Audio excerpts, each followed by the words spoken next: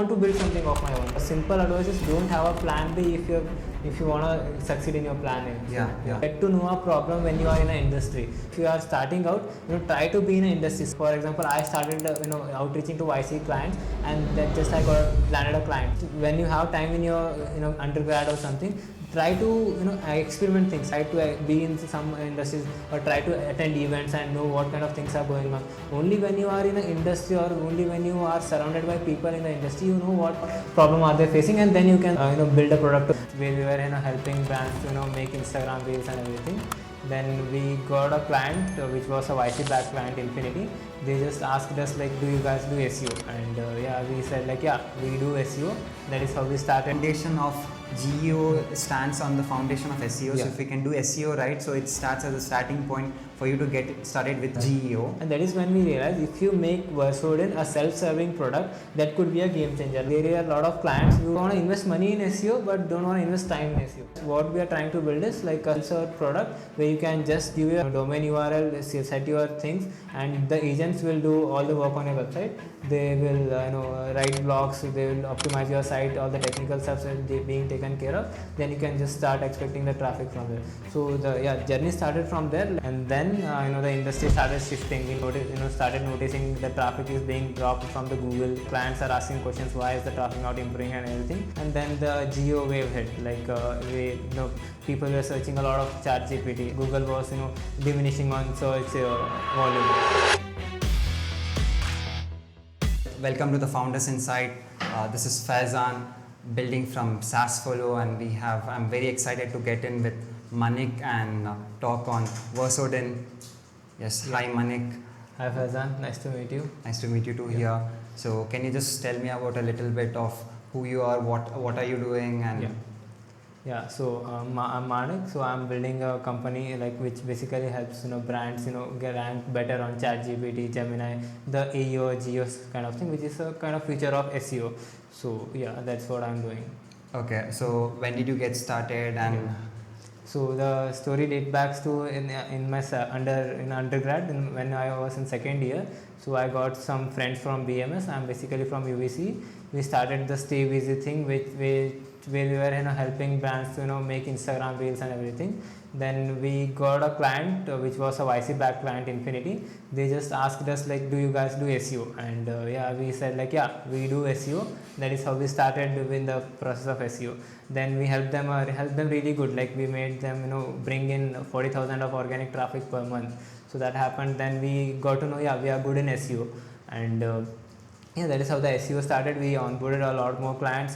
That is how my undergrad went. And then the industry started shifting. We started noticing the traffic is being dropped from the Google.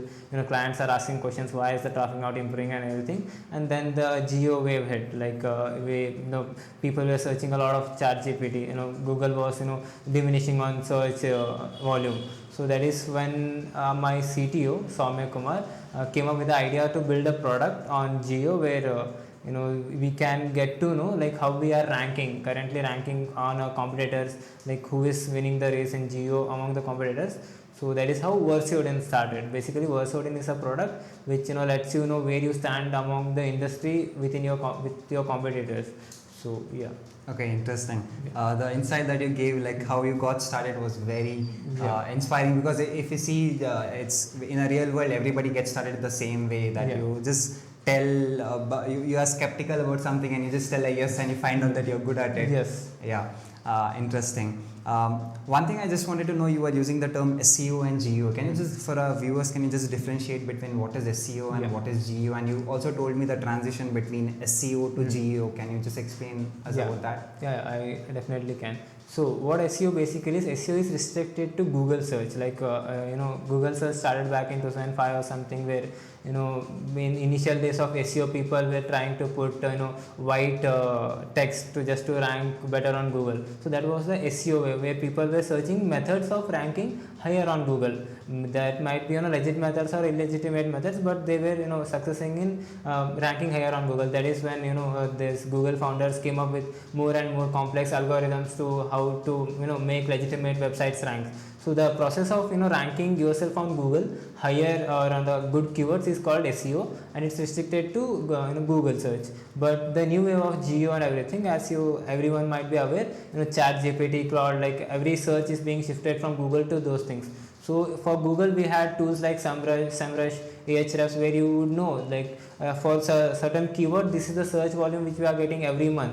But in ChatGPT and everything there is no public information about how many searches are this query getting. So that is where the difference is created. And also one more very different thing about SEO and geo is like for SEO there are some companies which are fixed on the first rank. How much so ever you optimize for SEO, you can never get that first rank, because it's obviously they are quite big companies and you can't beat them. But what difference comes with geo is like every ChatGPT session has some memory about the user, like the whatever the user has texted, chatted with it before, like what product he is actively using. The answers depend heavily on that. So there comes a optimization way where you can try ranking for the first spot on ChatGPT. So that is the main thing. Like for ChatGPT, the first spot is not fixed for the worldwide. It depends on demography, it depends on the user history and everything. So that and one more very important difference is for in SEO we would go for this thing, keyword rankings, for how many keywords you are ranking and where you are ranking. But in GPT and Gemini it goes to the percentage, like what percentage of the queries are you ranking for. If I test for 100 queries, like in 100 how many are you appearing and how consistently are you appearing for. So that is interesting. So you were telling about the transition. So you're basically telling SEO was pre-AI era, pre-ChatGPT era, and after this this LLMs came to rank with them, we came up with GEO. So GEO stands for Generative Engine Optimization. Okay, Generative Engine Optimization. Okay, one thing that you curiously told was like with respect to keywords, and the difference here is percentile. So, and you are also telling your product, the one that you have made. So Verseodin is basically Ahref for GEO. Okay, interesting. So you bring in a metrics that shows you where is your positioning and so on. Also, one curious question I had following up here is, you were telling about difference between this keywords and this percentage things. Can you just explain the difference here? Like I'll just elaborate it. So what happens in Google searches, like for example there is a SEO agency working on your brand. So what KPIs do they have is, like for example you are a dog food brand, your keywords would be which is the best dog food, or they are very generic keywords, and there are some long tail keywords like which is the best dog food for a 12-year-old or a 1-year-old golden retriever. So it is restricted to that amount of mostly 6 or 7 words. Those are the keywords, and you for if paid SEO you bid to rank on those keywords, and in organic SEO you optimize your site to rank on that. But what difference does this bring in geo is, like basically if you are tracking for 100 prompts, let's say, and in 100 prompts it's not like if you ask a query, the ChatGPT just doesn't recommend you one brand, it recommends you 2 or 3. So what I'm talking about percentage is, like what Verseodin as a product does is, like if you give it 500 queries, or it generates 500 queries around your brand, and then it dry runs on 3 times, like one query is run 3 times. So to see, for example, in one query, for example, pedigree comes up almost for all 5 of the times. So that means it's coming up 100% of the times, and the spot may vary. We are not exactly looking for the spots. We are looking at how much percentage of the queries are there appearing on. For example, if I'm tracking for 500 queries and there is a brand which is appearing on 400 queries, that's a very good percentage of it. So that is what I mean by percentage of the queries you are appearing. Okay, interesting. So it's like, let's just say with the example that you gave, if you have 500 queries and a brand appears for 400 queries, so it's like the percentage is around 80% is something, right? Okay, interesting. Now you use the term long tail keywords and short tail keywords. I'm a little bit aware of them, but when you tell about the short tail keywords, you're asking things like, for example, somebody searching just like cloths or maybe sari or something like 1 or 2 words is what you're telling. And when you're telling long tail keywords, you're giving the whole intent of the intent of the search is what you're telling. Like maybe for example someone might be very much naturally just typing how do I get this done, or where can I get this exact thing kind of saree, where the volume could be less but the intent of the user is more. That's the reason why the conversion could be more, or the things the traffic that you bring to the sites. Can you just elaborate more on this part, or what do we understand, like for somebody who is not known to these things? Yeah, so basically as I said, for Google search it was almost restricted to around, like for example you take your behavior itself. When was the last time you searched for a query which is 10 or 12 keywords long on Google? It doesn't happen that way. Google is basically restricted for short tail keywords like 1 or 2 words and most probably 5 or 6 words. That is a simple query. But on ChatGPT, when you search, you give it a lot of information about yourself. What are you building? What stage are you at? Like we are looking for a specific answer. For example, let's talk about my client Polygon. So when someone wants to discover Polygon, they don't just type like which is the best stablecoin platform. That doesn't happen. They say like, yeah, I'm building an e-commerce app which I want to receive send and receive payments on stable coins, and these are my preferred stable coins which would best suit me. So it went upon like more than 10 or 15 keywords. So that is what the difference is. Like in ChatGPT you give it a much more intent, and the conversion is obviously high because you are looking for a very curated results. And when you show up on those queries, its high conversion factor obviously increases. So that is the main thing. Okay, interesting. Now we understood about this long tail keywords and short tail keywords, and you were telling about these factors that do matter. Can you give a rough structure on what, like let's just say if I'm starting a new website, what are the step-by-step structure that I have to keep in mind in order for me to be like, okay, step 1 I'm done with this thing, so I have to do this thing, and what would be the time frame that this would rank? So basically, I'll give an example for a newly built website and legacy website. For example, like let's say you are a newly built website, you are just 1 month into it. So what I would suggest is like it's a very good formula. Like the fundamentals of GEO are of SEO itself. You need to be good at having good structure. H1, H2s. You should maintain good keywords. Whatever your industry keywords are in the H1s, follow them in H2s and H3s. There is a good structure, and be updated with the schema markups. Put up a good schema markups. There are a lot of lot of different schema markups. Go with the one that if you are a local business, put up a local business schema. If you are an organization, put them, put a lot of FAQs also. Like FAQs is the place where it's GPTs are fetching a lot than Google search. So that is the thing. And if you are talking about the time frame, be well versed with the SEO, be very good with technical SEO. Then you can within like 3 or 4 months you can hope to rank on GPT and Gemini for the industry keywords you want to rank on. Okay. So that is a good time frame. Like we also onboard clients for a pilot basis. Like many of them go with a pilot run that is almost lasts around 90 days. In 90 days they can see a good result. So that is how they think they should invest or not in this space. Okay, interesting. So you're telling first thing is we need to make sure the structure of the website is right with respect to the hierarchy of the elements that you're picking from H1 till the FAQ tags, that FAQ and everything accordion that you're going to. And you told that the foundation of GEO stands on the foundation of SEO. So if we can do SEO right, so it starts as a starting point for you to get started with your GEO.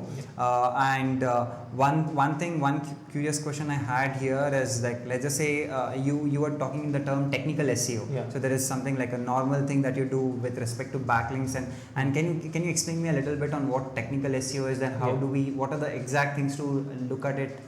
So basically in SEO there comes like technical SEO, on-page SEO and off-page SEO. Technical SEO is something you do with the technical stuff of the website. I'll come to it. And off-page SEO is basically when you go outreach to for getting backlinks from other companies. So in technical SEO there are very few things but very important things. One is basically the hierarchy of the website, the H1, H2 tags, and all the like how good your page load speed is, and also the schema markups, and also the LLM.txt. Like there is a lot of buzz around LLM.txt, but as a GEO kind of expert, I would recommend go with it. Like it has provided results for our clients as well. It definitely can provide results to you. So these are the things. Like it's basically hovers around hierarchy of the pages, page load speeds, how healthy a site is, and the schema markups. Basically, Okay, so now I got on the part of offsite SEO, that is comes to your backlink, domain rating, and so on, which comes over time, and you putting efforts on external stuffs apart from your website. And now when it comes to technical SEO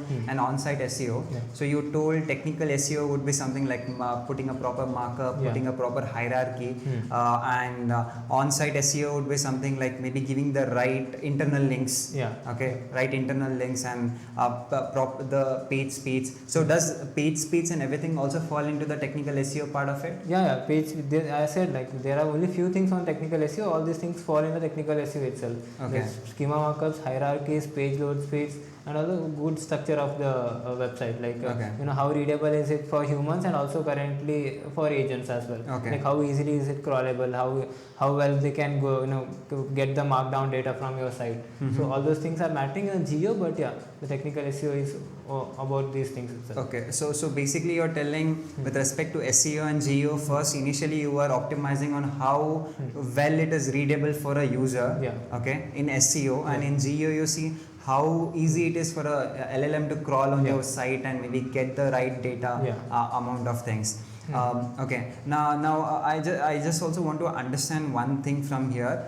So when you're optimizing for the SEO, let's just say when you're optimizing for how good it should be for a human to read, you are focusing on UI, on maybe the structure of the website and maybe the UX. But what are the factors that you see here when you're coming with GEO? Is it like the content inside the website, or is it like a specific structure you need to follow?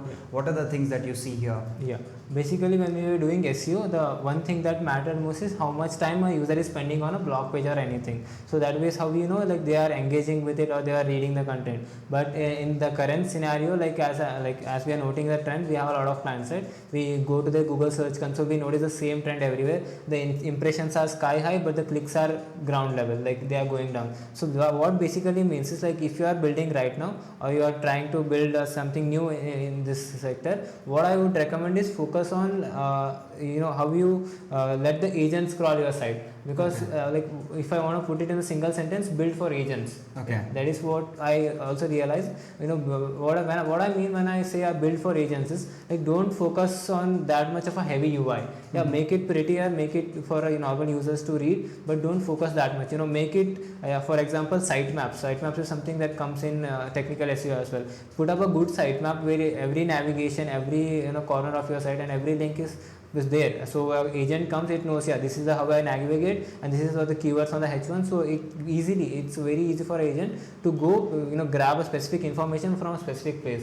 So your website should be like it's in the sitemap, everything should be there, like on what link what will I get. So it's very easy for an agent to get information from your site. Okay, so you're basically telling, is it just the LLMs.txt as well as the sitemap.xml file is that what matters here, or is it something beyond that also matters for the LLM for its thing? For like if you want to be optimized for LLMs, one major change from the SEO is like FAQs did exist in SEO as well, but their weight just became more in geo. If you put up FAQs exactly on the queries which you want to rank on, it plays a very helpful role, and if you can include those FAQs in the schemas also. So that is what I mean. There are a lot of levels. That is the thing. If you can put up good FAQs on the page and also include them in the FAQ schemas, so that will play a very crucial role. That is how we notice the results as well. For example, if you want to talk about geo, there are a lot of other things on the off-page SEO, but we can come to that later. Okay, so basically you're telling if you have to optimize also with respect to the tooling, you're telling if you have to optimize on the SEO part and so on, we can go to SEMrush or Ahref, and if you want to optimize on your part, we have to come to your product, that is Verseodin. So perfect. Now I want to understand your what is the product that your product do, and what are the exact status that you are bringing up for a client, and what are your recent success stories with your clients, and how are you helping them out in the whole journey?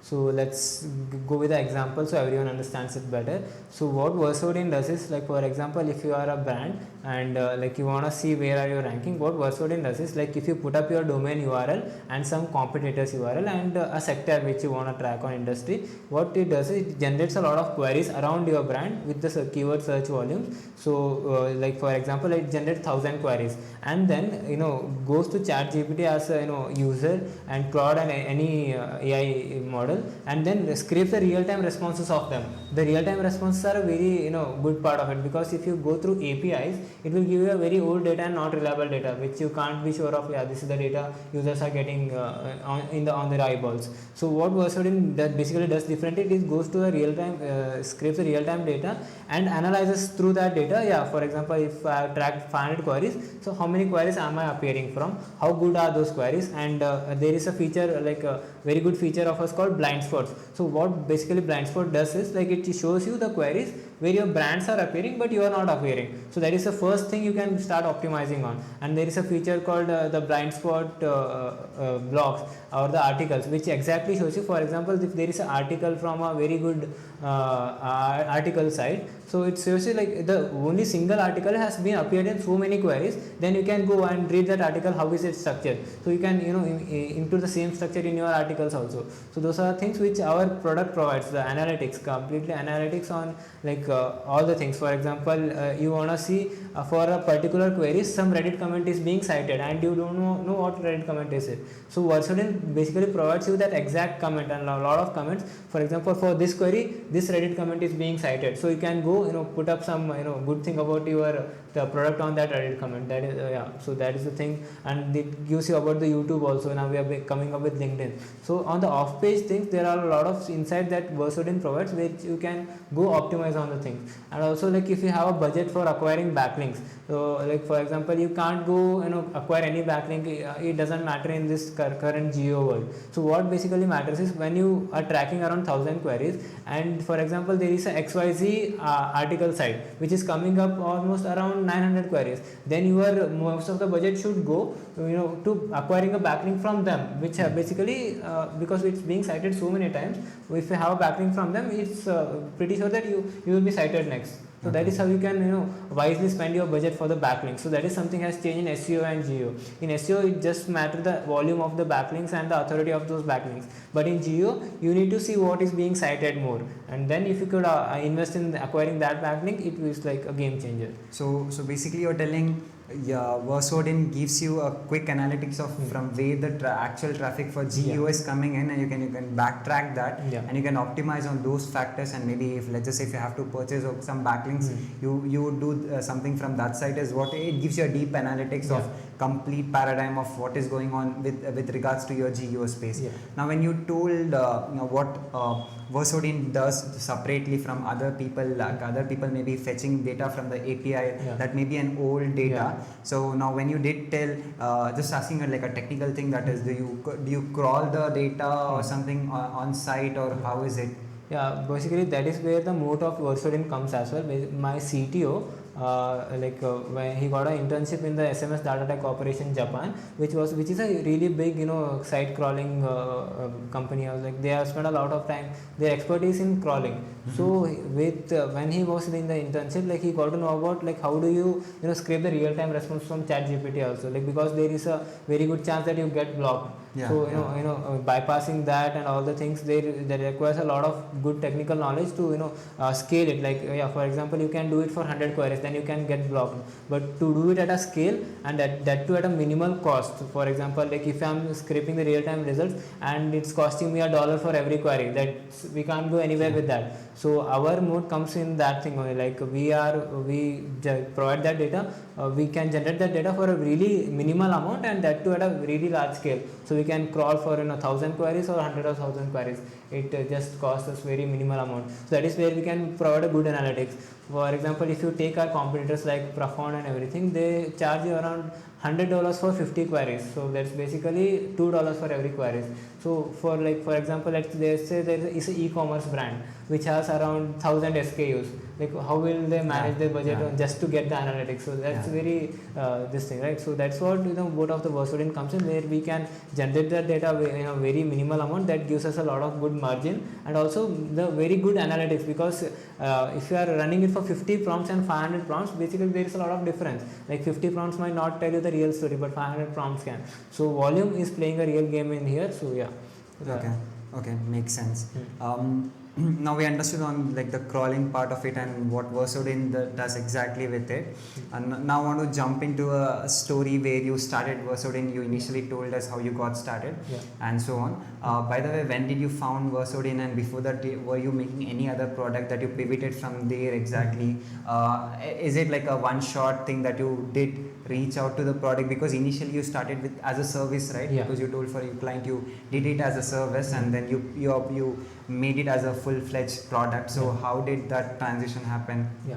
Basically, like we were well connected with YC founders. Basically, we were providing a lot of YC backed people with the SEO service. Then every founder, as we were engaged, I, Satvik and Soumya, with the three co-founders, were very young. They wanted to experiment with us. A lot of them said, why won't you come up with a SEO product that just solves my problem? I don't need to connect to anyone. I just deploy it and my SEO is done. That was somewhere lingering in our mind. So that was a starting point. Also, as the industry was shifting, as I said, my CTO had got an internship offer in Japan. So that also played a very pivotal role, that he as a side project he built Verseodin, like he built it where you can crawl the real-time responses. That is where it clicked for us. We can use this as an internal tool for us. Like basically clients were complaining our site is losing traffic, and we had an internal tool that could get them traffic from ChatGPT and Gemini, and that was a very good converting traffic. And that is when we realized, if you make Verseodin a self-serving product, that could be a game changer. Like there are a lot of clients who don't want to they want to invest money in SEO but don't want to invest time in SEO.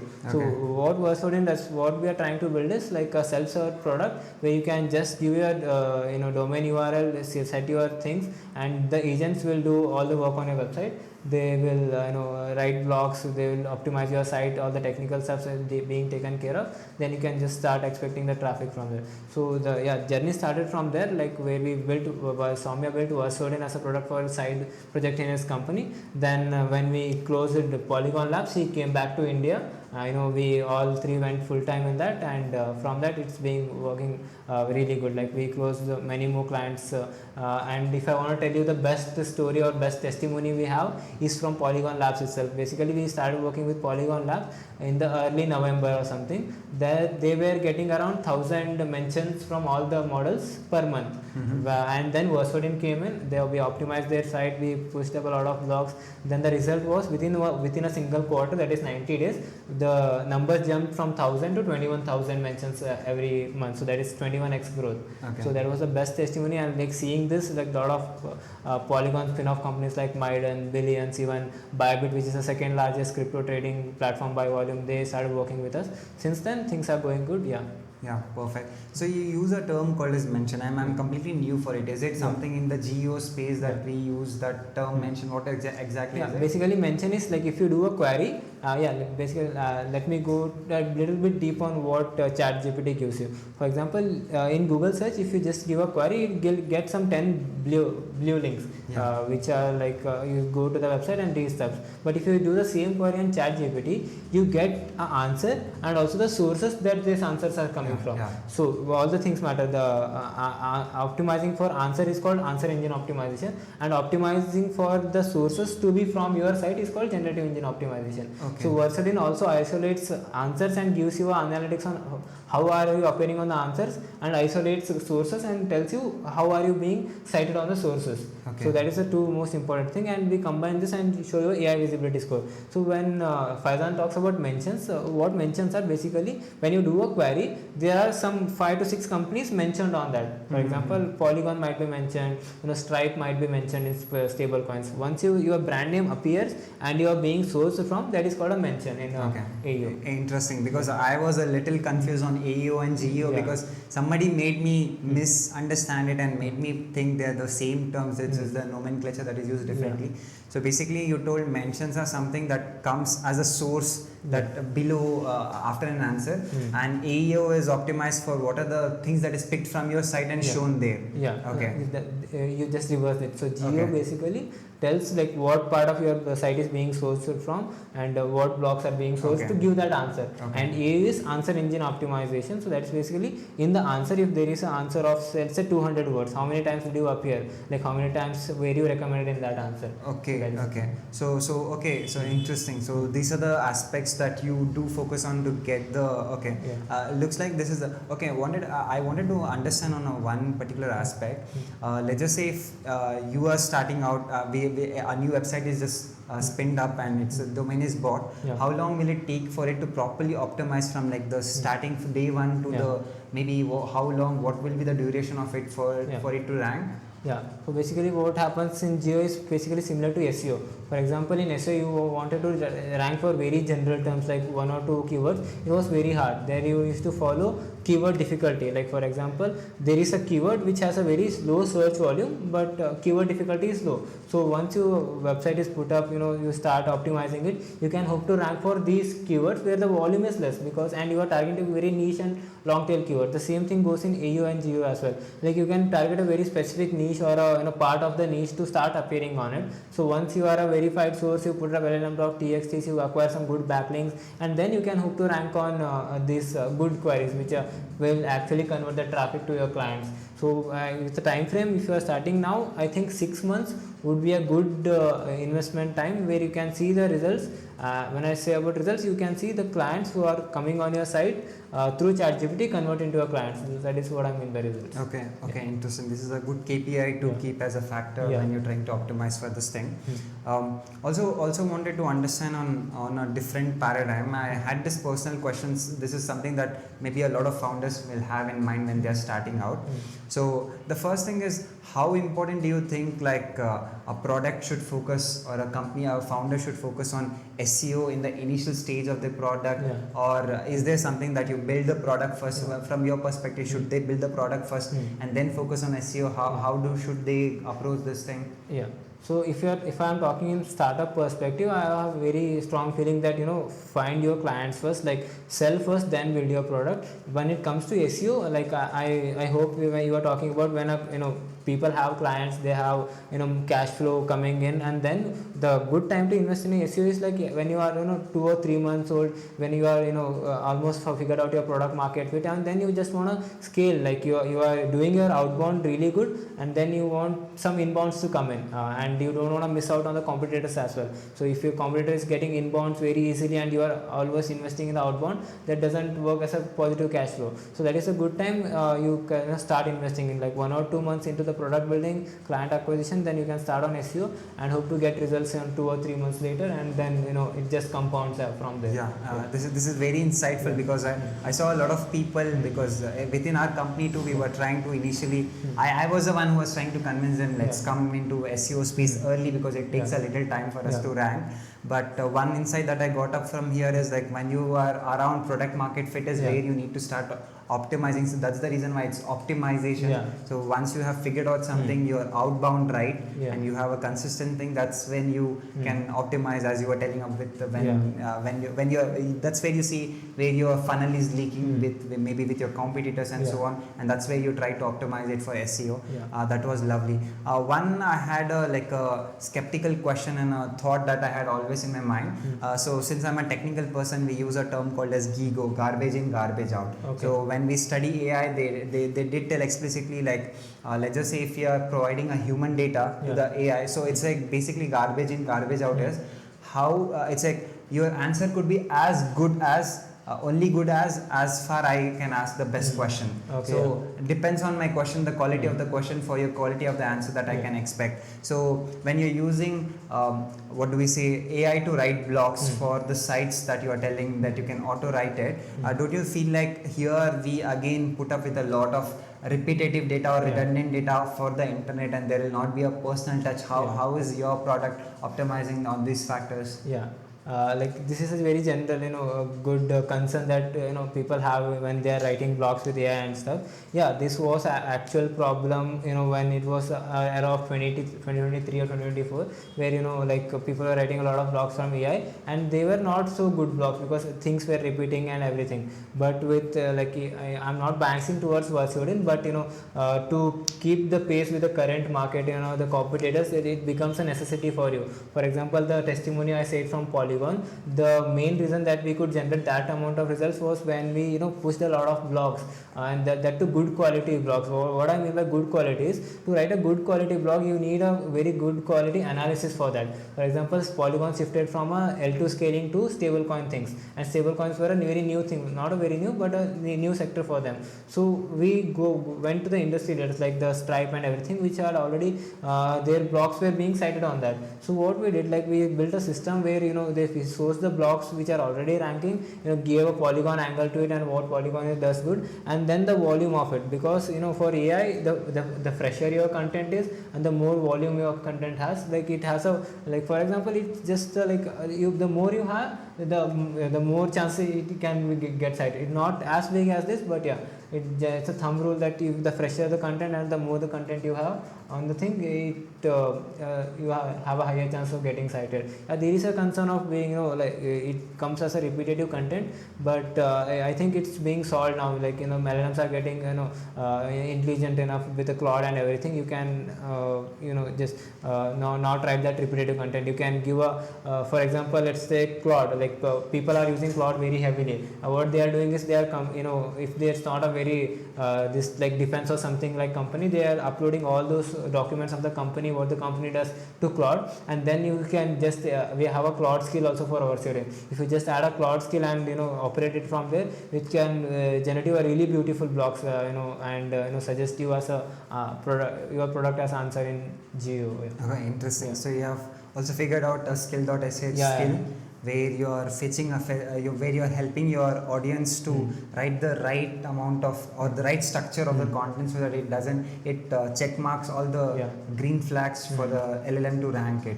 Okay, interesting. Now I want to just shift towards like the part of as a founder. So you told you are the Verseodin has 3 people into it, like as a core team. So okay, can you just explain how did you get started? These are your classmates or something, and how have you split up the what do we say, the work around people, and how does this work out with you?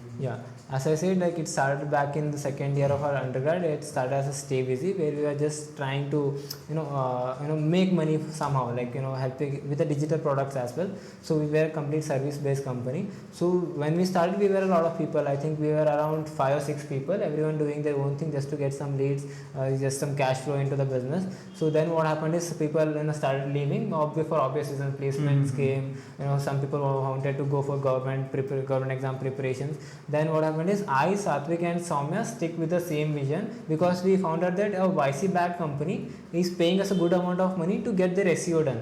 So there are a lot of companies in the world who want to get their SEO done. So that is how we stick for the service. We were providing service, everything was going good. And then as I said, the Geo wavehead, wavehead, the clients ask a question like, the traffic is going down. Obviously we couldn't sit quiet, like how can we sit quiet? And that is the exact time when Soumya went to Japan. So all the things worked in a very good way for us, where I and Satvik were finding new leads and finding what kind of product we should build, and Soumya was exactly in the sector where his company expertise was building in. So we came up with a product. We noticed the gap that there is no SEMrush for AEO, there is no Google Search Console for AEO. So we built that. We onboarded clients. Onboarding Polygon was the biggest canon event for us, because when we started working with Polygon, things started rolling. As a founder thing, so I basically handle the BD, business development. Like I go to events,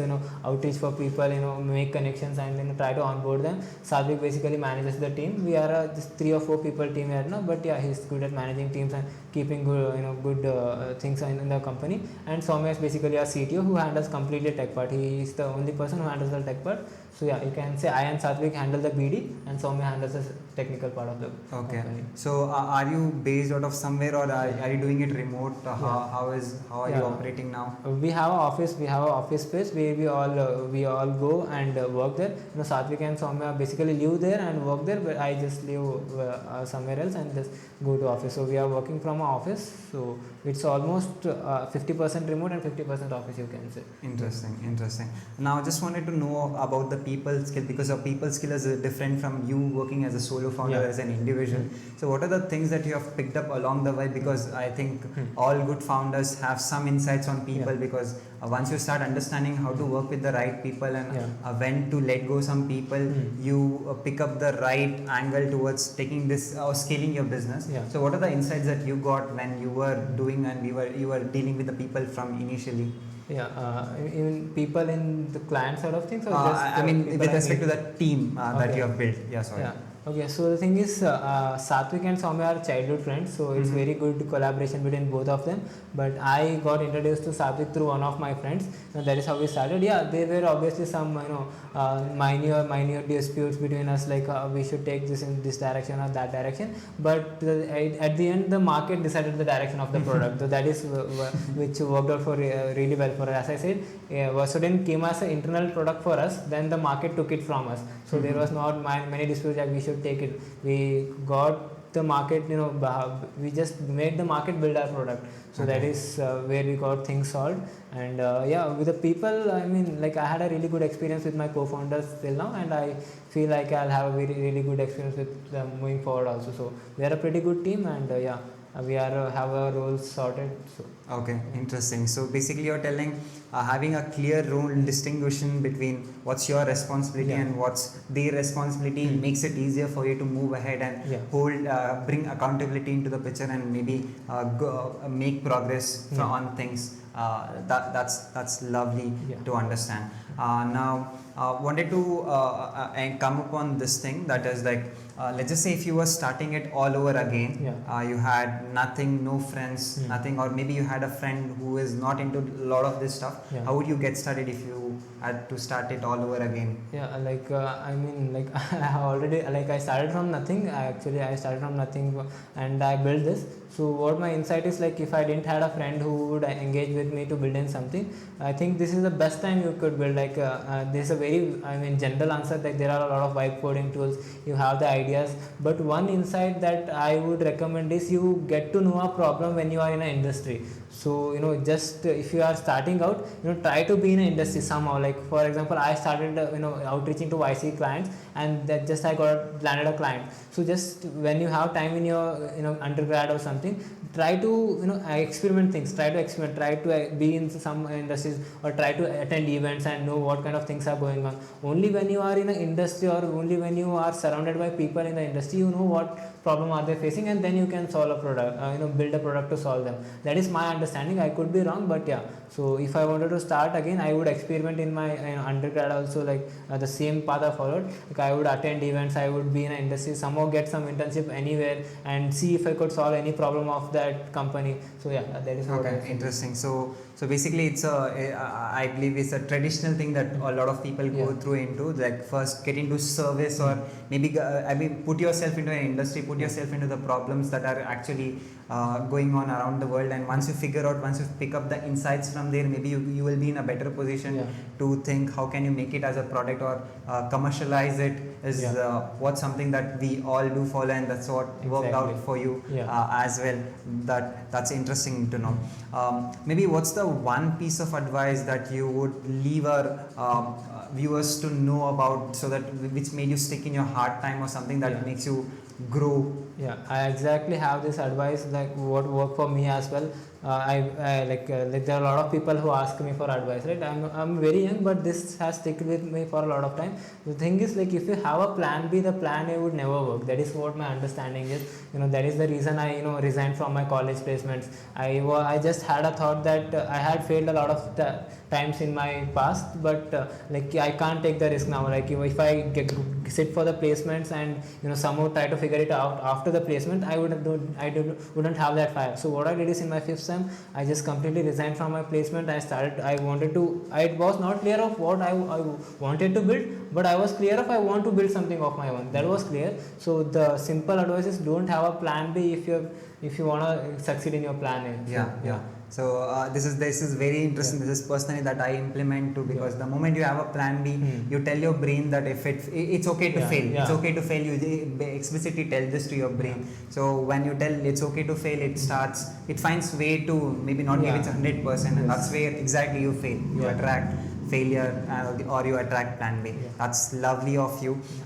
Can you just tell me what's your site? Can you just spell out your site and your domain name here? Yeah, so it's Verseodin.com. It's Verscodin.com. We are changing it to Visible Labs. That's VIZBLELABS.com. So yeah, you can find us there. So yeah, it was lovely talking to you. Thank you, Faizan. Thank you for being here.